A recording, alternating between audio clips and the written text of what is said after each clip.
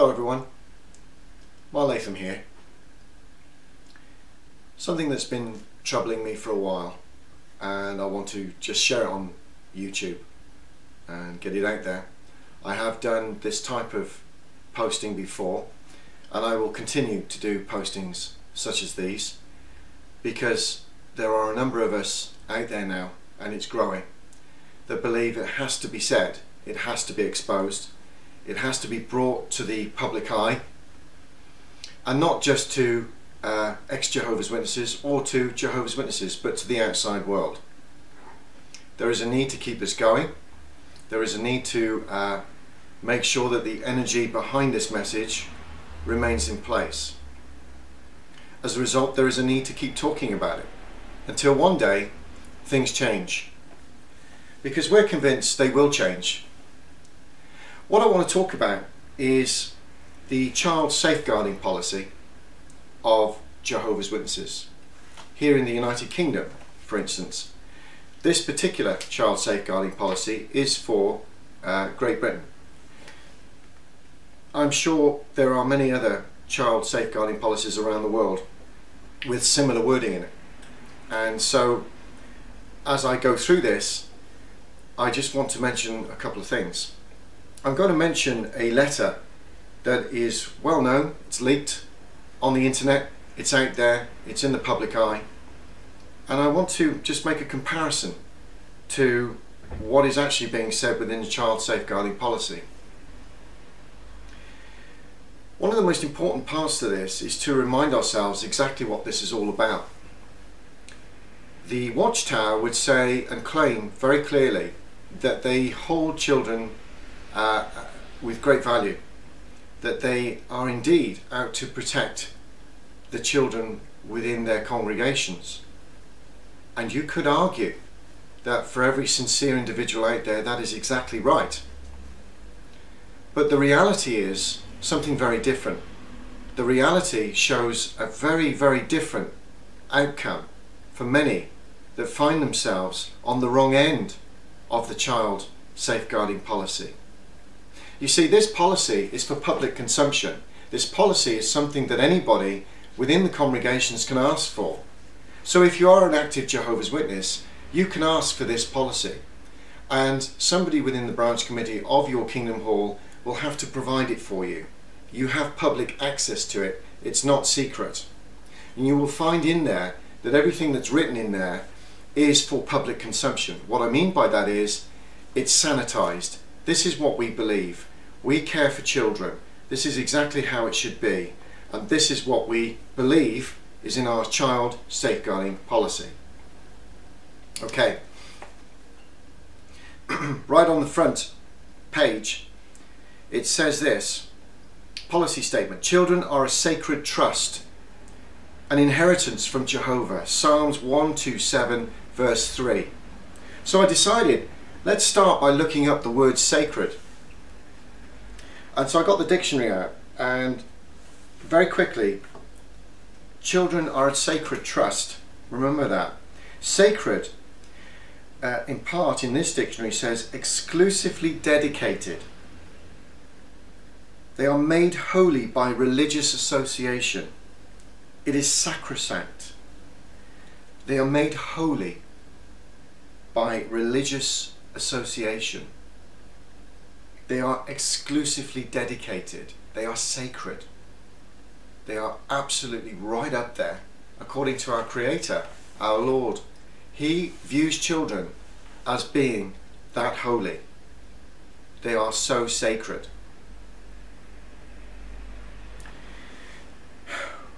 So when we look at that, and here's something slightly controversial for every Jehovah's Witness that might be watching this.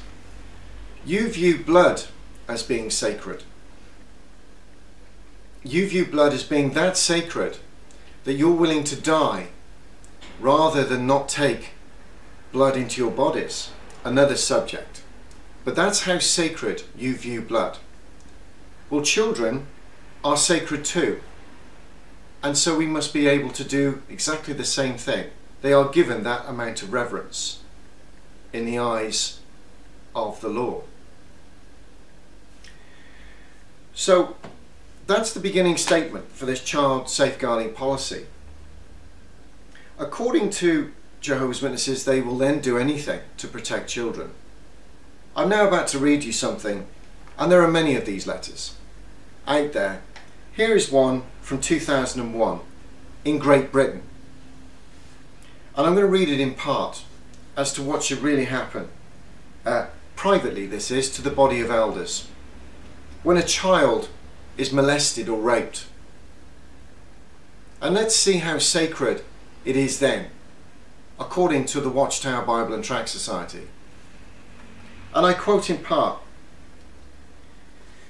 "There are, however, many other situations that are connected with the abuse of a child.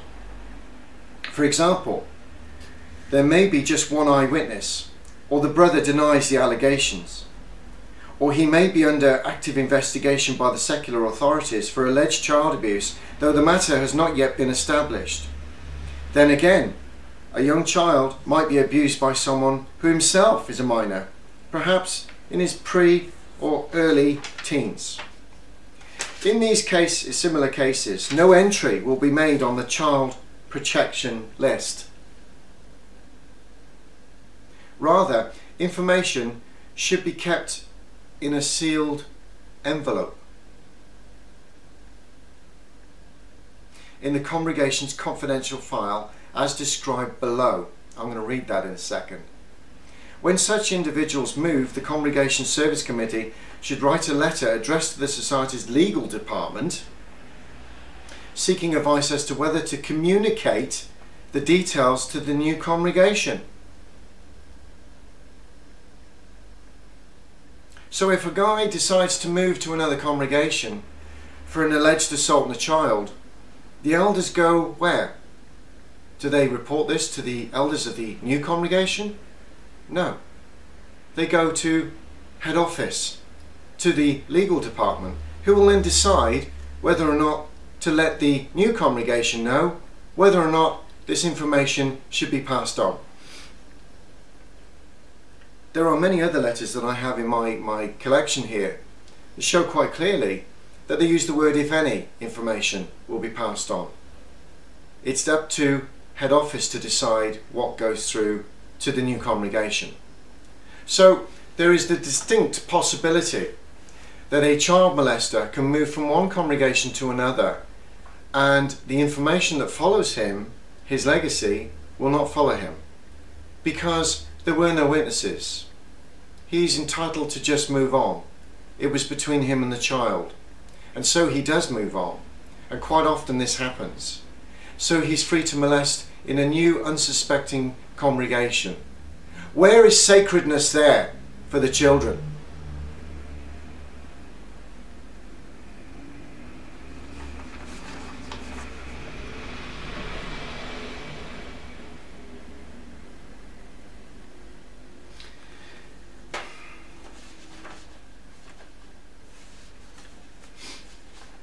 Excuse me.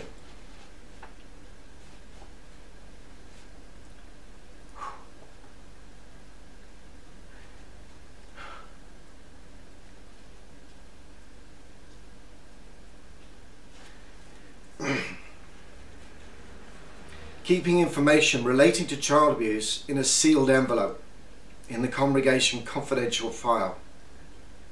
Only a brief note should be kept. This would show the name of the molester or alleged molester. If known, the following information should also be recorded: the name of the victim, the alleged victim, the relationship of the offender to the victim, and how the matter was brought to the attention of the elders. The date the matter came to light, the names of the elders who were involved in some way or another, facts such as when the alleged offence took place, the period of time it involved, and the ages of the molester and the victim at the time of the incident can be recorded. Make a single statement of whether the allegations amounted to uncleanness or loose conduct. Do not record details other than those mentioned in the paragraph. Alternatively, if a written allegation is made by the victim, then this should be kept in the confidential file. And depending on the contents of the letter, there may be no need for the elders to write anything further. the only information that should appear on the outside of the envelope is the person's name, the date of the matter came to light, and the name of the elders involved. When there's only one witness, it ends up in a sealed envelope. There is nothing in this letter or any of the other letters that says to me or to any of us out there that this information should be reported to the authorities. Nothing. Nothing. So when we go back to the word sacred, we see there that it mentions that they are religious, holy by religious association. No, they're not. They're certainly not. It's not sacred. Children are not sacred in the Watchtower Bible and Tract Society. They are not sacred. Based on this information and all of this other information, these leaked letters, we can clearly see that there is another level of importance here that is protecting the society itself rather than the child.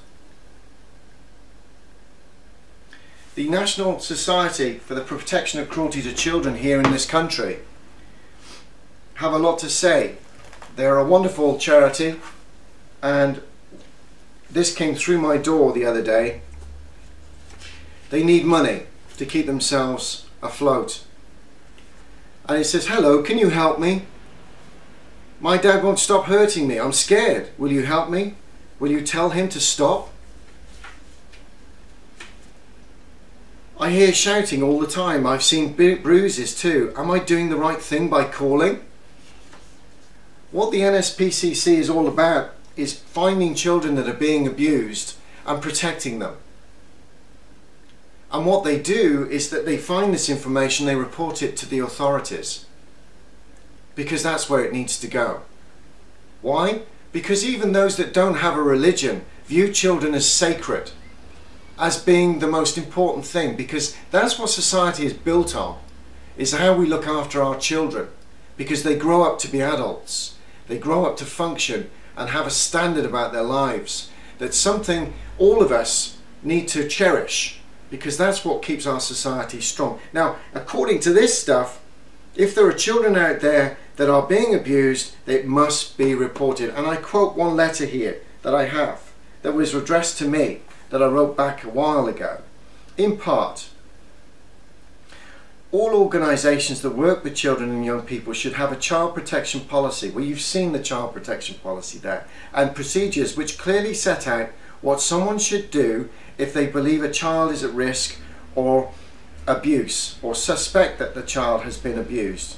Within most organisations, the procedure involves reporting the suspected abuse to a named individual within the organisation who has received child protection training and who is then responsible for reporting the abuse to the authorities.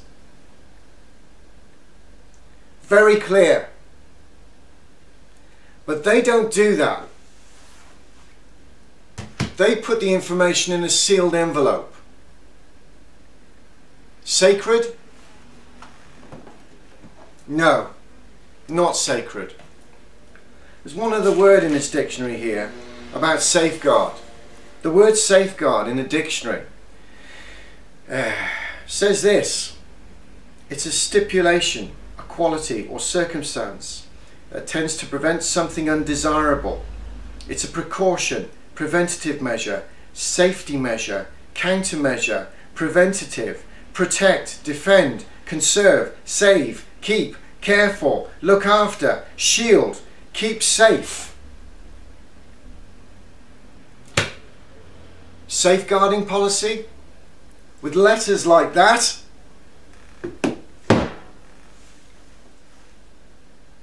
It's not a good religion.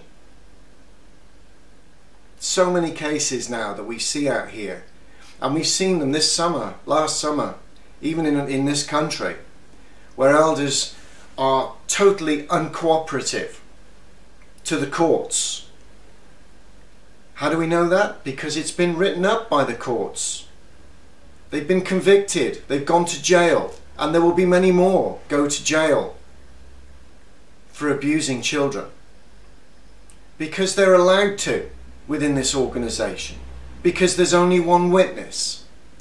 So if you are a paedophile, you're going to be attracted to an organisation that will protect your interests, your deviant ways. Because you have a society that says if there was only one witness, we're not taking it any further. But what we will do, because we love our children, is stick it in an envelope, seal it up and hush it away. Those are the facts. And I and many of us, others like us, are passionate about making sure this stays out there. It's disgusting. And so I just want to finish on that note, that sacredness, the sacredness of children, is something that I believe this society needs to really look at itself. When you see abuse, you report it to the authorities. You don't seal it in an envelope. And if you are a witness and you do have children out there, these policies are real. So please protect your children. Thank you for listening.